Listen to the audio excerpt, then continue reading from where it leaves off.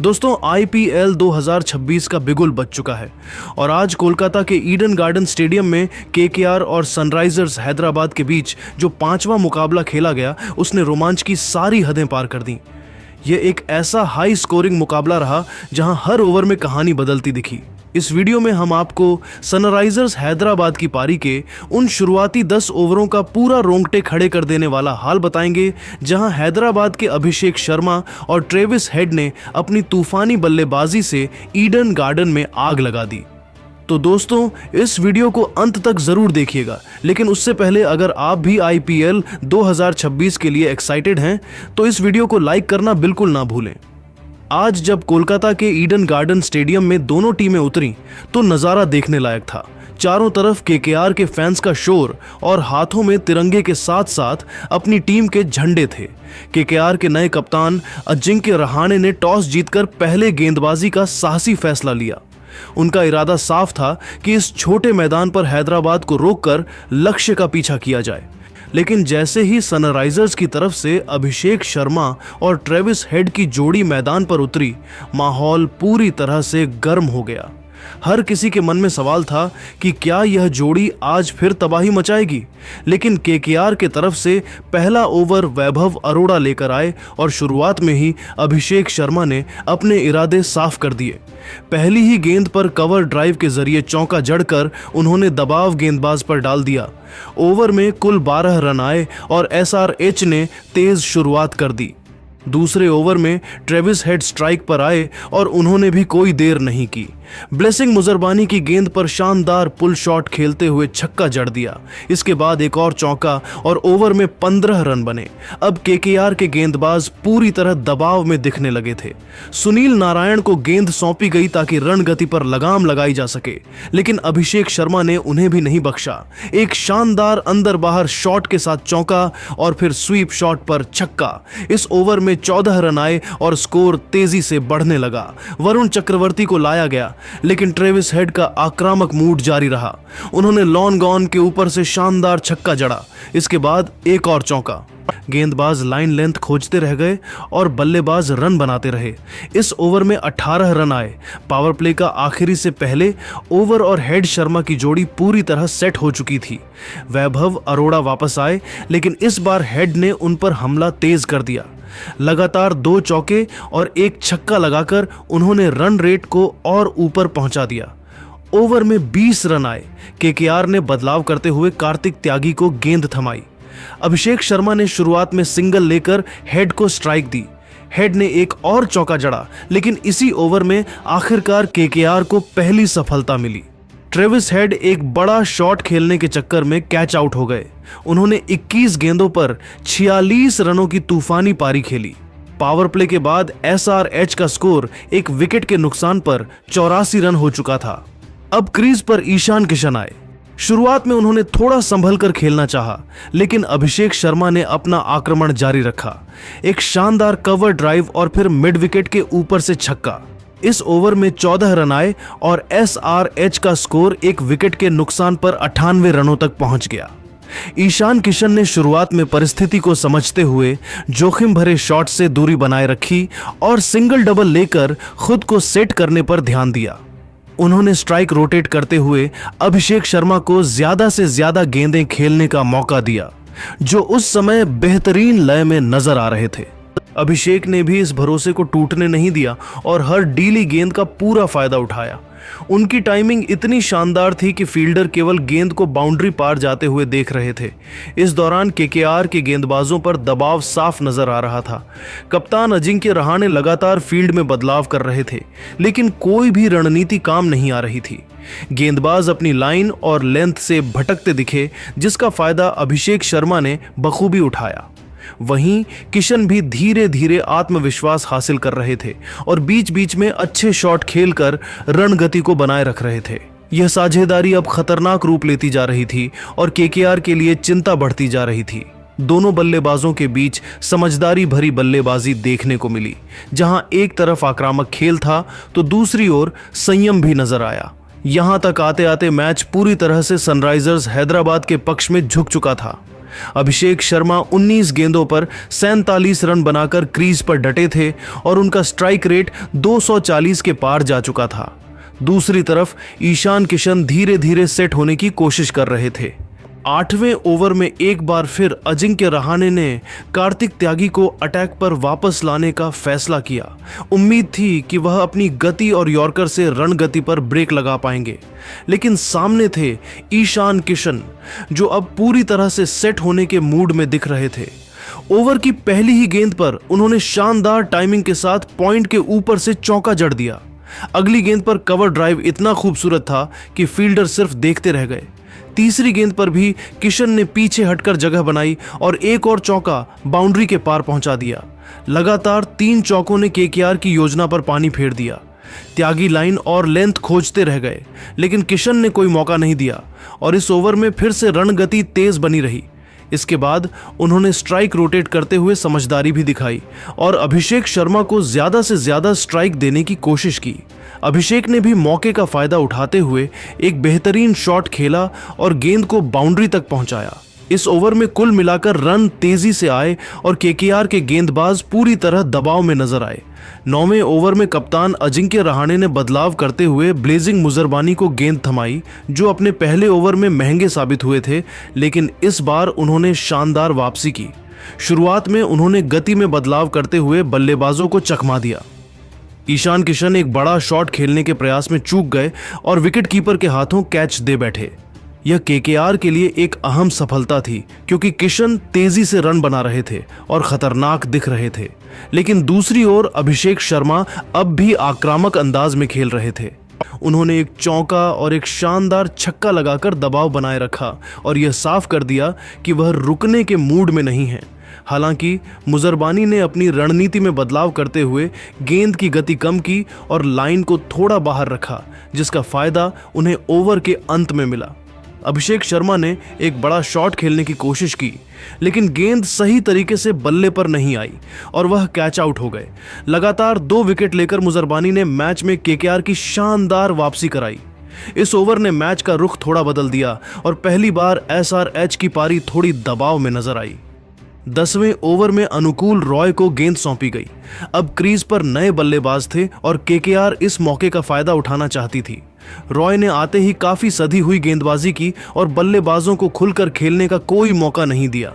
उन्होंने अपनी line length को बरकरार रखते हुए बल्लेबाजों को लगातार डॉट गेंदों से दबाव में रखा। इसी ओवर में अनिकेत वर्मा ने दबाव तोड़ने के लिए बड़ा शॉट खेलने की कोशिश की, लेकिन टाइमिंग सही नहीं रही और वह कैच आउट हो गए। इससे एसआरएच पर थोड़ा दबाव जरूर आया और रन गति भी थोड़ी धीमी हो गई। दूसरी ओर नए बल्लेबाजों ने संभलकर खेलना शुरू किया और सिंगल डबल लेते हुए स्कोरबोर्ड को आगे बढ़ाते रहे। हेनरिक क्लासन ने भी शुरुआत में थोड़ा समय लिया और विकेट बचाने पर ध्यान दिया। इस ओवर में ज्यादा रन नहीं बने, लेकिन केकेआर के लिए यह एक बेहद महत्वपूर्ण ओवर साबित हुआ, क्योंकि उन्होंने लगातार विकेट लेकर मैच में खुद को फिर से जीवित कर लिया। इस तरह 10 ओवर के बाद सनराइजर्स हैदराबाद का स्कोर 4 विकेट के नुकसान पर 123 हो चुका था। जहां एक समय टीम बेहद मजबूत स्थिति में दिख रही थी, वहीं लगातार विकेट गिरने से मैच थोड़ा संतुलित हो गया। अब आगे का खेल पूरी तरह मिडिल ऑर्डर और फिनिशर्स पर निर्भर करेगा। 11वें ओवर में वरुण चक्रवर्ती शानदार वापसी करते हुए किफायती गेंदबाजी करके सिर्फ 6 रन दिए। इस ओवर में उन्होंने अपनी क्लास दिखा दी और बल्लेबाजों को पूरी तरह बांध कर रख दिया। उनकी हर गेंद में वेरिएशन साफ नजर आ रहा था, कभी गुगली, कभी स्लोअर तो कभी तेज फ्लिपर। हेनरिक क्लासन और नीतीश कुमार रेड्डी दोनों ही समझ नहीं पा रहे थे कि गेंद किस दिशा में टर्न करेगी। शुरुआत की कुछ गेंदों पर दोनों बल्लेबाजों ने सिर्फ सिंगल लेकर स्ट्राइक रोटेट करने की कोशिश की, लेकिन कोई बड़ा शॉट खेलने का मौका नहीं मिला। वरुण ने लाइन इतनी टाइट रखी कि बल्लेबाजों को रिस्क लेना ही पड़ता, लेकिन उन्होंने समझदारी दिखाते हुए विकेट बचाने को प्राथमिकता दी। इस ओवर ने केकेआर को मैच में वापसी का मजबूत मौका दिया और रणगति पर पहली बार सही मायने में ब्रेक लगा। 12वें ओवर में अनुकूल रॉय को गेंद दी गई और यहां केकेआर ने पूरी तरह से स्पिन जाल बिछाने की कोशिश की। शुरुआत में क्लासन ने 1-2 रन लेकर स्ट्राइक संभाली, लेकिन अनुकूल ने शानदार कंट्रोल दिखाया। उन्होंने ऑफ स्टंप के बाहर लगातार सटीक लाइन रखी, जिससे बल्लेबाज खुलकर शॉट नहीं खेल पाए। हालांकि इसी ओवर में नीतीश कुमार रेड्डी ने दबाव तोड़ने का फैसला किया और एक शानदार चौका जड़ दिया, जो काफी देर बाद आया बाउंड्री था।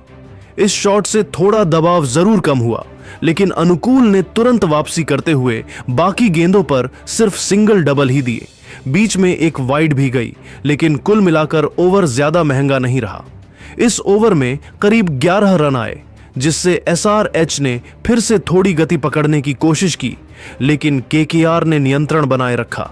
13वें ओवर में सुनील नारायण को अटैक पर लाया गया और उन्होंने आते ही अपने अनुभव का फायदा दिखाया।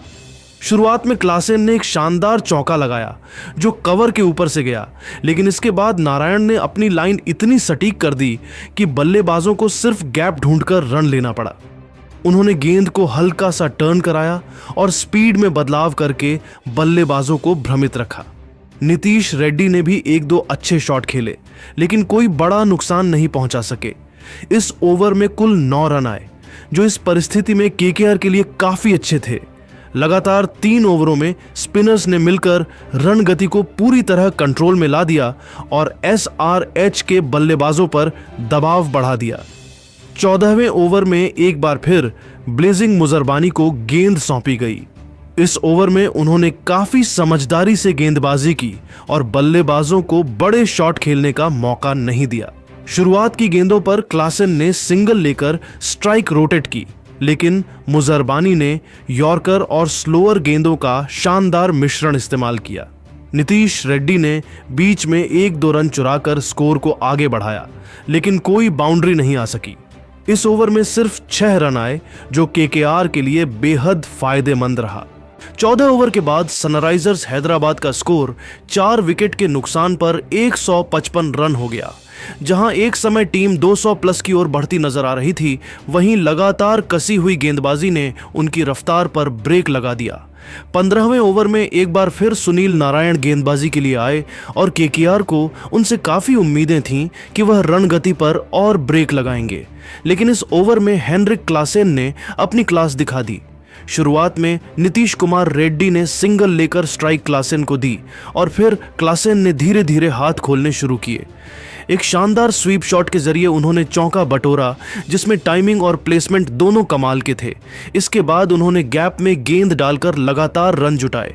इस ओवर में एक ओवर थ्रो के जरिए भी अतिरिक्त रन मिले, जिससे KKR पर दबाव और बढ़ गया। नीतीश रेड्डी ने भी समझदारी से खेलते हुए स्ट्राइक रोटेट की और क्लासेन को ज्यादा गेंदें खेलने दी। कुल मिलाकर इस ओवर में 13 रन आए और SRH ने फिर से रन गति को तेज करने के संकेत दे दिए। 16वें ओवर में कप्तान अजिंक्य रहाणे ने कार्तिक त्यागी को फिर से जिम्मेदारी दी। त्यागी ने इस बार काफी संयम के साथ गेंदबाजी की और पिछले ओवर के नुकसान की भरपाई करने की कोशिश की। उन्होंने शुरुआत में ही अच्छी लाइन लेंथ पकड़ ली और बल्लेबाजों को बड़े शॉट खेलने का मौका नहीं दिया। क्लासेन ने 1-2 अच्छे शॉट खेलने की कोशिश की, लेकिन ज्यादातर गेंदों पर सिंगल ही मिल पाया। त्यागी ने अपनी गेंदों में विविधता रखी, कभी स्लोअर कभी यॉर्कर, जिससे बल्लेबाज पूरी तरह खुलकर नहीं खेल पाए। बीच में एक वाइड जरूर गई, लेकिन उसके अलावा उन्होंने रन पर अच्छी तरह कंट्रोल बनाए रखा। इस ओवर में कुल 7 रन आए, जो इस स्थिति में KKR के लिए काफी अच्छा रहा और उन्होंने दबाव को थोड़ा वापस अपने पक्ष में किया। 17वें ओवर में वैभव अरोड़ा को अटैक पर लाया गया और यहां मैच ने एक बार फिर रफ्तार पकड़ ली। शुरुआत में दोनों बल्लेबाजों ने सिंगल लेकर पारी को आगे बढ़ाया, लेकिन ओवर के अंत में नीतीश कुमार रेड्डी ने बड़ा शॉट खेलते हुए लंबा छक्का जड़ दिया। यह शॉट बिल्कुल सीधा था और गेंद सीधे बाउंड्री के पार स्टैंड में जा गिरी। इस छक्के ने न सिर्फ दर्शकों को उत्साहित किया, बल्कि SRH के डगआउट में भी जोश भर दिया। क्लासेन ने भी इस ओवर में समझदारी दिखाई और रिस्क लेने की बजाय स्ट्राइक रोटेट करते रहे। हालांकि अरोड़ा ने बीच बीच में अच्छी गेंदबाजी करते हुए बल्लेबाजों को ज्यादा खुलने नहीं दिया, लेकिन आखिरी गेंद पर आए छक्के ने ओवर को महंगा बना दिया। इस ओवर में कुल 9 रन बने और SRH ने एक बार फिर संकेत दिया कि वे आखिरी ओवरों में तेजी से स्कोर बढ़ाने के मूड में हैं। 17वें ओवर की समाप्ति तक एसआरएच ने संतुलित बल्लेबाजी का प्रदर्शन करते हुए स्कोर को 184 रनों तक पहुंचा दिया, जहां क्लासेन की आक्रामकता और नीतीश रेड्डी की समझदारी भरी पारी ने टीम को संभाले रखा। 18वें ओवर में कार्तिक त्यागी गेंदबाजी के लिए आए और यह ओवर मैच का टर्निंग पॉइंट साबित हुआ। शुरुआत में हेनरिक क्लासेन ने आक्रामक रुख अपनाया और दूसरी ही गेंद पर शानदार छक्का जड़ दिया। यह शॉट दिखाता था कि क्लासेन अब पूरी तरह गियर बदल चुके हैं। इसके बाद उन्होंने सिंगल लेकर स्ट्राइक नीतीश कुमार रेड्डी को दी, जिन्होंने इस ओवर को अपने नाम कर लिया।